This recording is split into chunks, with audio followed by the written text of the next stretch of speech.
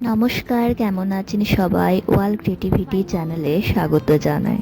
অনেক দিন ধরে বাইরে ঘুরতে যাওয়ার মনের একটা খুব ছোট ইচ্ছা ছিল। তো সেটাই স্বপ্ন পূরণের এক ফার্স্ট ধাপ, যেটা পাসপোর্ট আমরা হাতে পেয়ে গেলাম।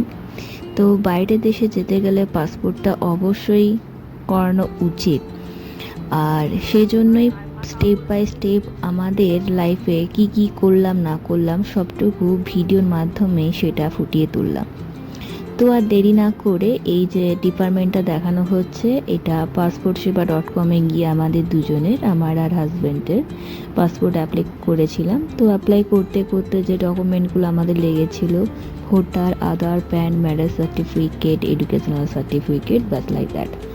এটা করার পর অনলাইনে ফিসটা ওখানে সাবমিট করতে হয়, সেটাও কাগজটা নিয়ে ওখানটায় গেলাম।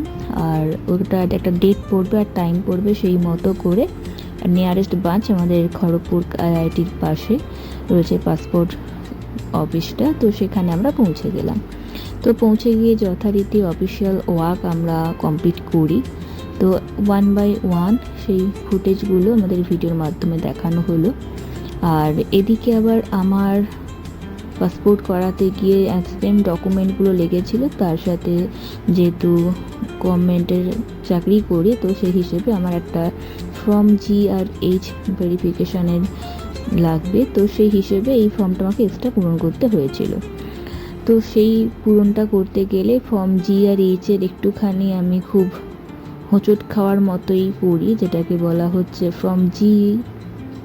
ফর্ম পূরণ করতে গিয়ে আমার যে হায়ার অথরিটি, ওনার পারমিশন লাগে। তো ওনার পারমিশন না পেলে কিন্তু, গ্র্যান্ট না হলে আমরা কিন্তু পাসপোর্ট ভিসাতে আটকে যেতে পারি। তো সেই মতো করে আমাদের আমার ব্যাগ চলে এসেছিলো। তো সেজন্য আমি আবার নেক্সট ডেট করে আমি KIIT-তে আবার এই পাসপোর্ট অফিসে যাই। তো গিয়ে আমার যথারীতি ওখানে আমার ডকুমেন্টস কমপ্লিট করি। এরপর আমরা লেট না করে নেক্সট আমার যেহেতু ব্যাক ফাইল আবার মেলে চলে আসে, তো পাসপোর্ট আদালত থেকে, কলকাতা অফিস থেকে আবার নোটিশ আসে, তো সেই মতো করে তো হোল্ড কেস রেখে দেয়। তো অন্যদিকে আমার হাজব্যান্ডের পুলিশ ভেরিফিকেশনের দিকে তাতেও পাসপোর্ট পেয়ে গেল। আর এদিকে আমার সবে যাত্রী শুরু কলকাতা।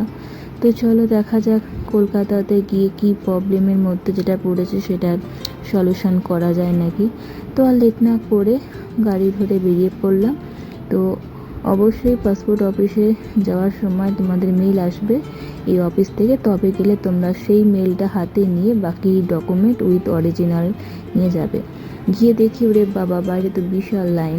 তারপর রীতিমতো লাইন করে করে করে আমরা যেহেতু ফার্স্ট আওয়ারে ছিল, তো সেই মতো করে লাইন বেয়ে 1 বাই 1 ওখানে ঘন্টাখানেক কেটে যায়।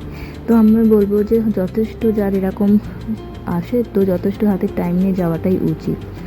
তো আর লেট না করে এই হচ্ছে অফিসটা পৌঁছে গেলাম। ভেতরের ইন্টেরিয়ারগুলো যেহেতু আমি খুব সিক্রেটের মাধ্যমে পিকচারটা তুলেছি, যদিও তোলা উচিত নয়, তো সেইভাবে খুঁটিনাটি এটা আমার ফার্স্ট এক্সপিরিয়েন্স। তো সেই মতো করে আমার line by line proper document clear করে আমাকে আমার নাম্বার এন্ট্রি করার পর আমাকে চলে যেতে হয়, যেটা আমার লাইনে, অর্থাৎ আমাকে সেই ব্লকে চলে যেতে হয়েছিল। তো সেই ব্লকটায় ঢুকলাম। তো ঢুকে ওখানটায় গিয়ে দেখলাম আরে বাস, এখানে দেখি পাসপোর্ট তৈরি হচ্ছে, অর্থাৎ এখান থেকে যে পাসপোর্টগুলো আমাদের অফিসে পাঠিয়ে বাড়িতে অ্যাড্রেসে চলে আসে। আর এদিকে আমাদের এই স্যারের কাছে অ্যাকচুয়ালি যে সলিউশন করবে, তো স্যারের কাছে এসে স্যার সবটা জানালেন, বোঝালেন, দিয়ে স্যার বললেন যে কোনো প্রবলেম নেই, আপনি পাসপোর্ট পেয়ে যাবেন। তো সেইটার আবার অরিজিনাল ডকুমেন্ট ভেরিফিকেশান হলো। তো এরপর এই অফিসের কাজ সারার পর এবার আমার নেক্সট ছিল DIB অফিস মেদিনীপুর, যেখানে সবাইকে ওই অফিসের কাজ কমপ্লিট হয়ে যাওয়ার পর DIB অফিসে যেতে হয়। DIB অফিসে আমার যথারীতি ওখানে